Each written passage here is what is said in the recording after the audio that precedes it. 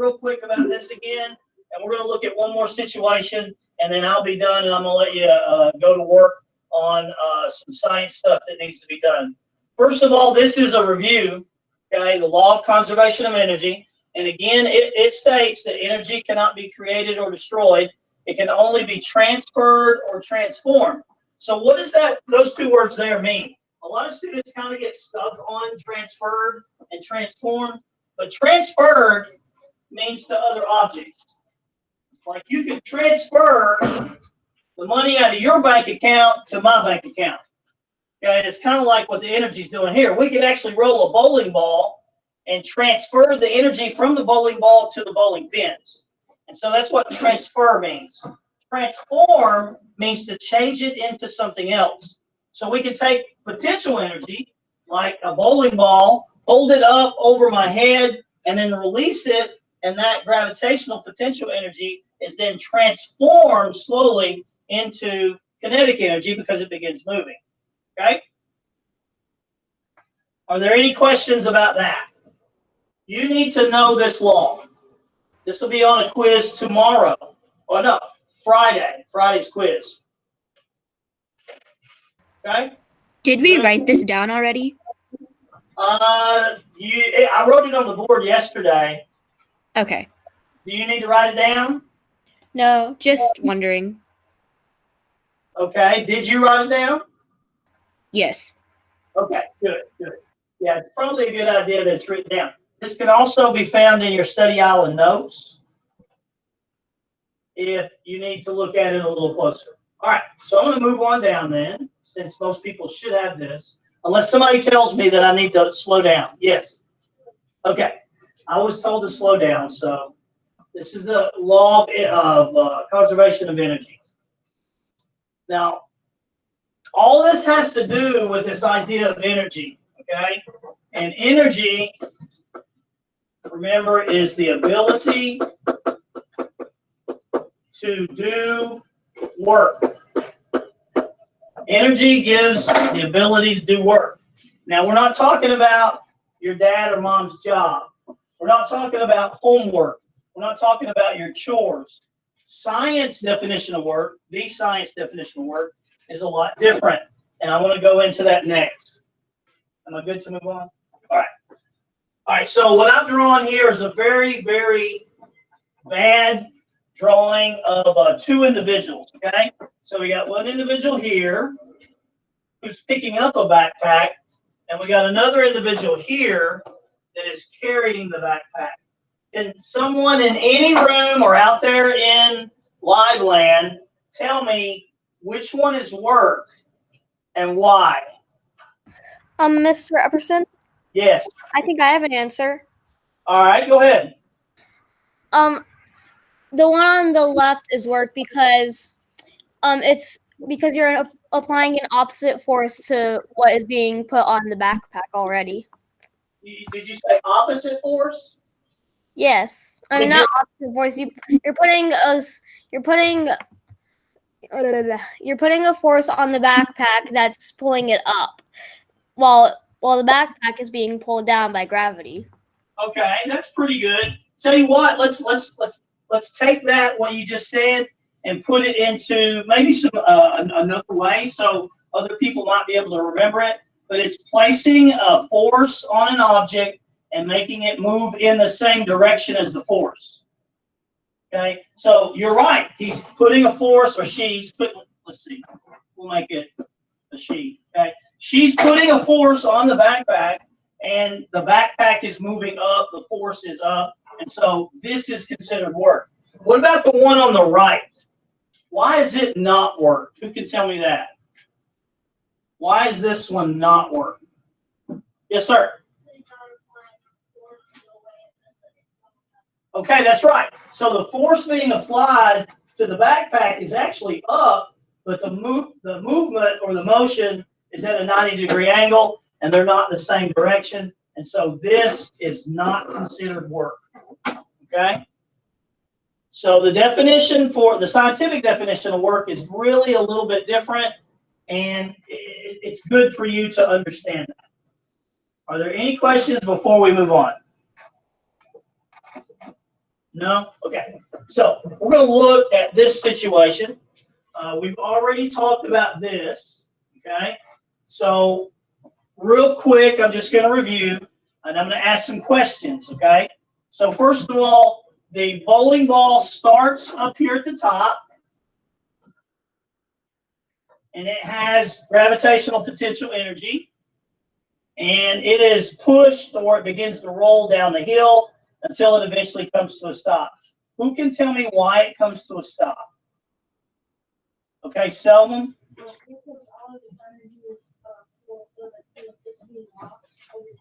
Okay, I like part of your answer. Selman said all the energy is being lost over time.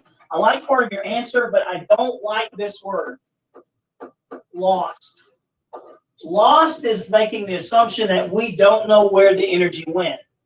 See, we actually know where the energy went. When I lose a sock, I never find it, that's lost. Okay, it goes to wherever those Tupperware lids and the socks end up, somewhere on earth or in heaven or maybe somewhere else. But the point being is we don't know where they went. With this energy, we know where it all went because some of it was transferred into the ground as thermal energy, and some of it was transferred into the air as sound energy, and it's because of friction. We have air friction, okay? We have sound, and we have friction with the ground. All of these things drain the energy so that we end up with no energy over here, okay? And so it's not lost, it's just transferred and transformed. Now, who can tell me in here, one of the things that this gravitational potential energy was transformed into? What was it transformed into? Anybody out there in any of the other classes? What was it transformed into? Maybe kinetic energy. Say it again. Say again. Kinetic energy. Did you say kinetic energy? Yes. Yeah. I don't know. Your mic sounds like you're underwater. But yeah, that's right. Kinetic energy. Somebody see another one. What was it transferred into? Or what was it transferred to? Or what was it transformed into? So we got kinetic energy. What's another type of energy? Okay, Amelie? Okay, friction is not an energy. But it's not Sound energy? Sound energy is one. Yes, sound energy. Mr. Everson, Yes. someone said heat energy. Heat energy, thermal energy, yes, that's another one. Okay? We got sound energy, we got thermal energy, we have kinetic energy. Are there any others? What about transferred to? Where was some of the energy transferred to? Yes. Okay, we had some transferred to the ground, and it was transformed into thermal energy, but it went to the ground. We have one more location. Where did it go?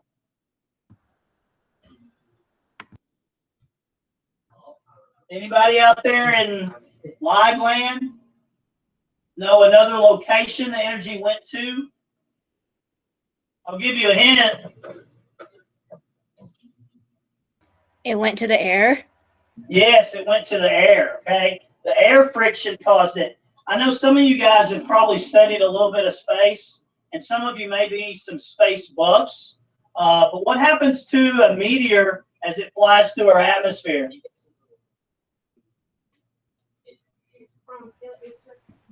It Yeah. burns. Yes, It kind of like disintegrates. yes, it actually catches on fire, and because of the friction with the atmosphere, it causes a tremendous amount of heat. Now, of course, this bowling ball isn't going to cause a tremendous amount of heat, but there is an amount of heat that's being transferred to the air. It's very, very small. We wouldn't even be able to measure it, but we know it's occurring because the air is actually flowing around the bowling ball, and the air is actually pushing on the bowling ball. If you think about it, we are sitting in an ocean of air, and as we move through it, we don't really feel it because we've been subjected to it all our life. But if we speed up to 100 miles an hour, and I know this because on my motorcycle, I can feel the air rushing by me, but that air can actually cause air friction, and that friction can cause thermal energy to be released, okay? All right, any questions about this situation? You're going to need to know something about this for your quiz, okay? So we're going to move on down.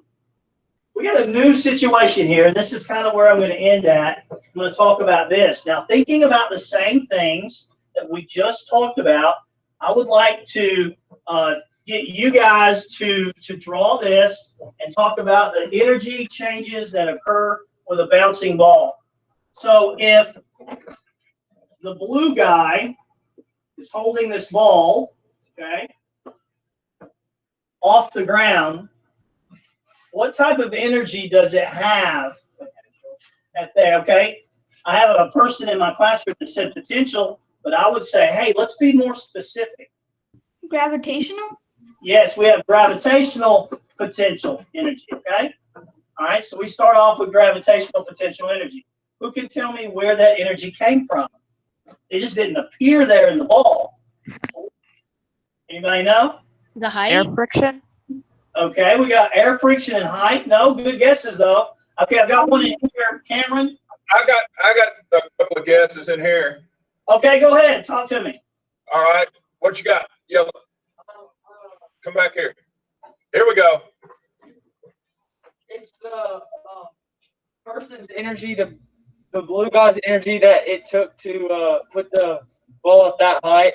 Yes, excellent, excellent. So it might be the hamburger that they ate, maybe some fries, okay, from McDonald's. But whatever they ate, that energy was then transferred to the person, and that gave them energy to lift the ball up. That's where the energy came from. So if you're saying it came from the food, where did the energy from the food come from? Where can we trace it back to? Okay, Amelie? Yeah, the sun. It can almost always be transferred back to the sun. All right, so now we've got the ball, it has GPE. If we drop the ball, then what is going to happen? Somebody tell me what type of energy the ball has at position 2. Let's go. Okay, hang on. Let's go with Miss Simon's room. Can someone in Miss Simon's room tell me?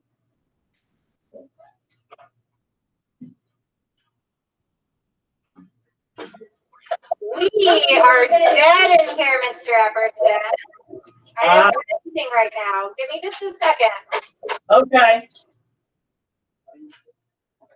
I'm going to probably try to call on each room through this to get you guys involved because we do need to know this. I want to contribute, Mr. Epperson. Please, please do. This is Bria Stiff. Okay, Julia? It has kinetic energy when it's falling, and it still has a little bit of gravitational energy, but not as much. Oh, you're pretty awesome. Okay, so we have gravitational potential energy and kinetic energy. Now, I want to talk about what's happening here. So as the ball starts to move down, it transfers some of the gravitational potential energy into kinetic. That's why we say that it has both. Because number one, it's still off the ground, okay, at this point. And number two, it's moving, okay? Now, as the ball moves down, is it going to go slower or faster? Now, I'm going to ask my room that. Is it going to go slower or faster as it moves down? Riley? Yeah, it's going to go faster. So just before it hits the ground, right there, it's going to be the fastest that it's going to be. And in fact, almost all of the energy that it started with is going to be right there. So let's say it started with 100 joules. And I don't know why I like using 100. But if it started with 100 joules, it's going to have about 100 joules there. Now, that's not entirely true. I don't want to tell you a fib because it's not going to have exactly 100. It might have 99. Why is it going to have just 99? Any room want to chime in? We got an answer. Yeah, give it to me. All right, hang on. Let me get this old man over here. Air friction. Yeah, exactly. Yeah, the air friction is going to slow that ball down just a slight bit and push against it. And that air friction is going to cause some thermal energy to be transferred to the air. And so it's not quite going to be 100 joules. It's going to be really close, though, because the air friction only affects it just a little bit because it's such a short distance. Okay? Now, when the ball hits, it's going to bounce back up. It's going to bounce back up. And then for a moment in time, it reaches a maximum height. And we're going to call that 4. What type of energy does it have at 4? Let's ask Miss Foster's room. Was that Miss Foster's room earlier? Yeah. Let me ask Miss Simon's room. So at 4, Same potential, and that it's about to have more gravitational potential energy. okay, so here, yeah, we're going to have gravitational potential energy at its highest point. I don't know if you've ever taken a ball and thrown it up in the air, but just for a moment, maybe a millisecond, it stops moving at its highest point. And at that point, it's going to have all GPE again, all gravitational potential energy. Okay? Now, as it begins to fall again at position, let me make another one here, at position 5, okay, what type of energy does it have there? Emma?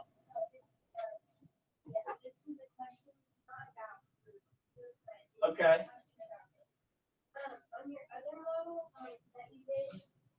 Yeah. Yeah. Yeah. No. That will be dependent upon how high it is and the mass of the ball. So yeah, her question was, the other drawing I made, it was also 100 joules, and would it always start with 100 joules? And I said no, that it really depends on a lot of other factors. I just like using 100 because it's a nice round number, and you can, subtract things easily. And so no, it's not always going to be that. Okay, so Emma, do you know what type of energy it has at 5? 5 is almost just like 2. It's going to have some kinetic, and it's going to have gravitational potential energy. So gravitational potential energy and kinetic. Now again, at the bottom right here, okay, at position 6, we're almost at the bottom. And so from this bounce, from 4, 5, and 6, 6 is going to be the fastest it's moving out of those 3 in that position, okay? What type of energy is going to have just before it hits the ground? Selma? Yeah, it's going to have all kinetic here, okay, because it's not off the ground anymore. So right at the moment it hits, it's going to have all kinetic. And then it's going to repeat this pattern. If you've ever picked a ball up and just released it from a height, you'll notice that it bounces several times, and the bounce gets lower and lower and lower. So my question to you, okay, is if it stops right here, where did that energy go? Because this one is not rolling down the hall or rolling across the ground. Then where did it go? Okay, so think about that for just a second. What I'd like for you to do is if each teacher can talk to their class and get some ideas on where the energy went once the ball stops. Where did it go? We can kind of wrap this up in the next few minutes. I'm going to turn this off for just a moment. Turn the sound off for just a moment.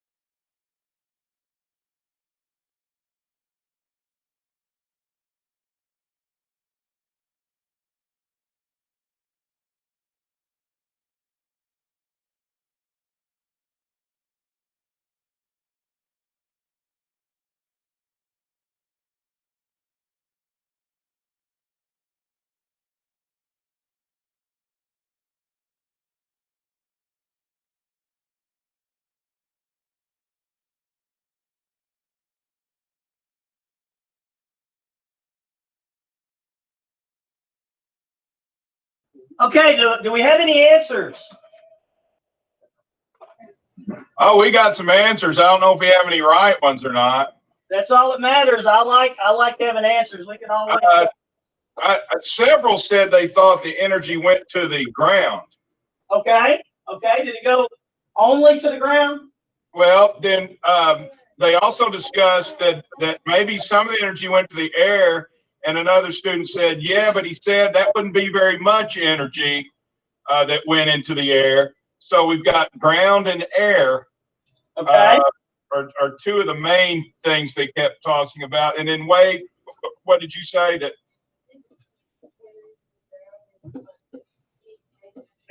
he said it went into the ground and heat did something. I'm thinking, can I think some of it be stored within the ball? Well, maybe if it was a magical ball, but not in this ball. Okay. That's why I don't guess very often. That's okay. That's all right. I mean, if this were something that could hold energy, some thermal energy, the ball might warm up a little bit. Okay. So I don't want to say you're totally wrong, but when it gets over to this last position right here, it's not going to have any energy. If any, it's going to be very little thermal energy. But thermal energy is going to go into the ground when it hits because there's friction. But there's one more place, and I want to give you a demonstration. But this is my class was mentioning sound energy. Is that one that you're looking for? Yes, that's what I want you to listen. Tell me, I hope you can hear this, but we'll see if it works. So this is going to be a ball bouncing.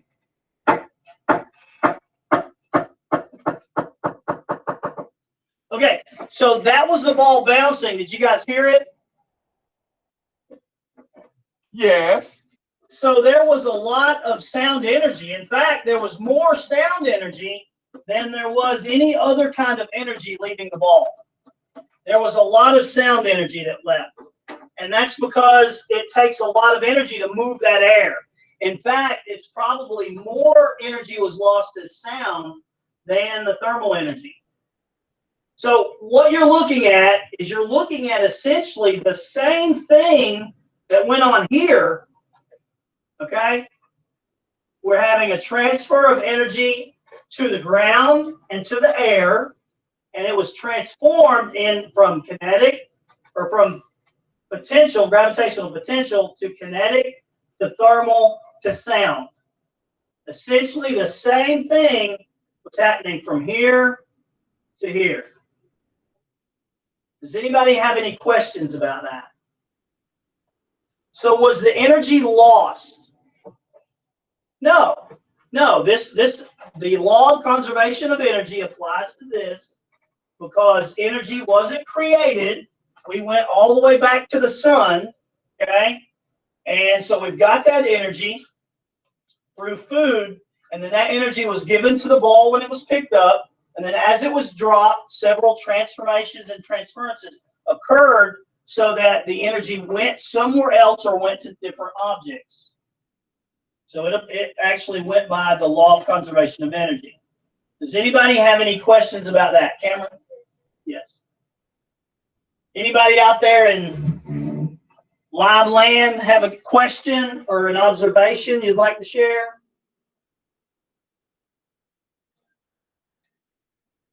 No? Okay, that pretty much is it for my class today. What I'd like for you to do, let me stop presenting. What I'd like for you to do is, let me get this back over here. What I'd like for you to do is to take the rest of the time. You have a Google Classroom assignment. It's, I want to mention this real quick. I didn't mention it earlier. Let me share this screen again, and then I'm gonna let you guys work on it. Your Google Classroom assignment, there's one today. It's due on Wednesday or Thursday. Let me look at it real quick. It's due tomorrow. Okay, so Wednesday at midnight. You watch this video. It says watch the video posted below. It's talking about roller coaster physics. You're supposed to use one grammatically correct sentence. Now you need to think about Miss Foster's class. You guys had compound and complex sentences. So you can actually have a sentence that's quite large without it being a run-on. Okay, you need to use those conjunctions and commas if you need to. You might have some other type of strategies to use. But you need to explain why the first hill of a roller coaster must be the tallest hill. Now, on almost all roller coasters, the first hill is the tallest. You need to use, okay, the following words. And I see it kind of moved it and cut it off there a little bit. You got to use work, gravitational potential energy, and kinetic energy. Now, remember, this work is not like, oh, this is how it works. That's not the correct use of the word. It's the scientific definition of work, okay? Now, you may want to start the sentence with, the reason the first hill of a roller coaster is usually the tallest is because. Now, you don't have to do that, but you can. Now, if you look below it, I've added one class comment. That class comment is how I'm going to grade it.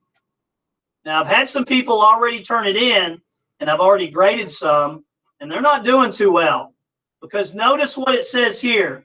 It says you have to use the following words to show the relationship between them and capitalize each letter of these words so they can be seen easily.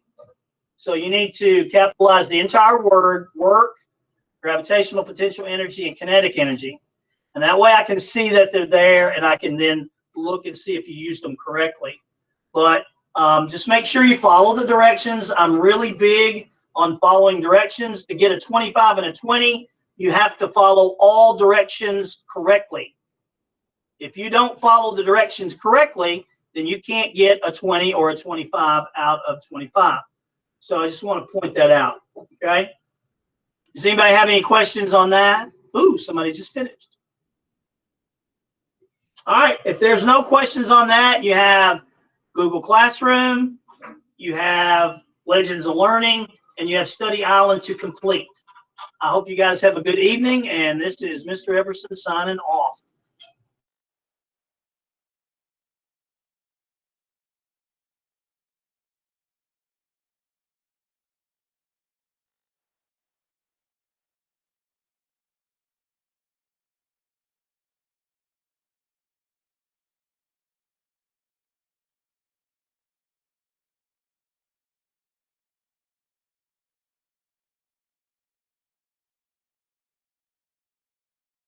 What's your sister's? Bria? Yeah. Oh. And I'm sure